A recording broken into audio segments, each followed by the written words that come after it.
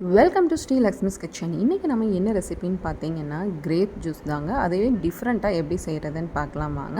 நான் ஒரு 250 கிராம் அளவுக்கு நான் பிளாக் கிரேப்ஸ் எடுத்திருக்கேன். நல்ல கொட்டையோட இதுதான்.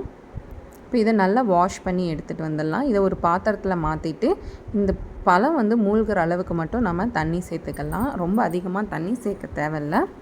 இந்த பழம் எவ்வளோ இருக்குதோ அந்த அளவுக்கு மட்டும் நீங்கள் தண்ணி சேர்த்துக்கோங்க. அடுத்து ஒரு பிஞ்ச் அளவுக்கு உப்பு சேர்த்துக்கலாம். சேர்த்துட்டு நம்ம அடுப்பில் எடுத்து வச்சிடலாம். இது நல்லா 10 நிமிஷத்துக்கு நல்லா கொதி வரட்டுங்க. கொதிக்கிற வரைக்கும் நம்ம வெயிட் பண்ணலாம்.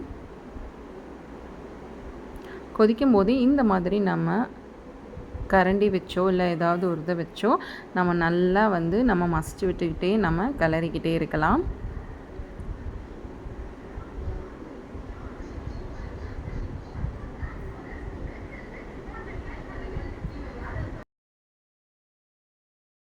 அவ்வளோதாங்க, 10 நிமிஷம் நல்லா கொதிச்சிருச்சு. இப்போ நம்ம ஆஃப் பண்ணிவிட்டு இப்போ நம்ம அதை ஆற வச்சிடலாம். ஆற வச்சதுக்கப்புறம் நான் இந்த மாதிரி எல்லா பழத்தையும் நீங்கள் நசிச்சு விட்டுக்கோங்க. நீங்கள் மசிச்சு விடும்போது அதில் இருக்கக்கூடிய இன்னும் கொஞ்சம் சாரெல்லாம் நல்லா வெளியில் இறங்கிடும்.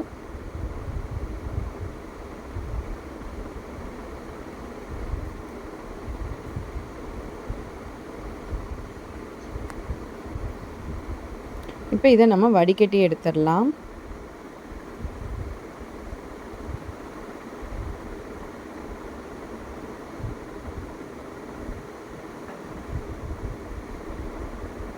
இப்போ வடிகட்டிட்டு இப்போ இதில் இருக்கக்கூடிய எல்லா சாறையுமே நம்ம வெளியில் எடுத்துடலாம்.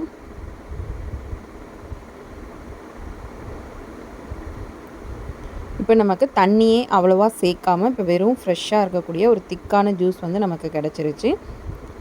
இப்போ நம்ம அதை எப்படி நம்ம யூஸ் பண்ணணுன்றதை சொல்கிறேன். இப்போ ஒரு கிளாஸ் எடுத்துக்கோங்க. அதில் ஐஸ் கட்டி சேர்த்துட்டு நமக்கு தேவைக்கேற்ப சர்க்கரை சேர்த்துக்கோங்க.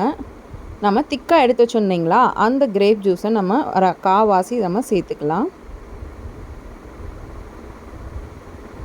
இந்த மாதிரி நீங்கள் திக்காக எடுத்து வச்சு ஒரு பாட்டிலில் ஸ்டோர் பண்ணி வச்சுட்டு உங்களுக்கு எப்போ தேவையோ அப்போ இந்த மாதிரி நீங்கள் ரெடி பண்ணி குடிச்சிக்கலாம். இப்போ நம்ம ஆஃப் இது நம்ம ஜூஸ் மட்டும் ஃபில் பண்ணோம். இப்போ பேலன்ஸுக்கு நான் மீதி இருக்கிற கிளாஸ் ஃபுல்லாகவே நான் வாட்டர் எடுத்துக்கிறேன். இந்த மாதிரி வாட்டரை ஊற்றி நம்ம நல்லா கலந்து விட்டுடுங்க.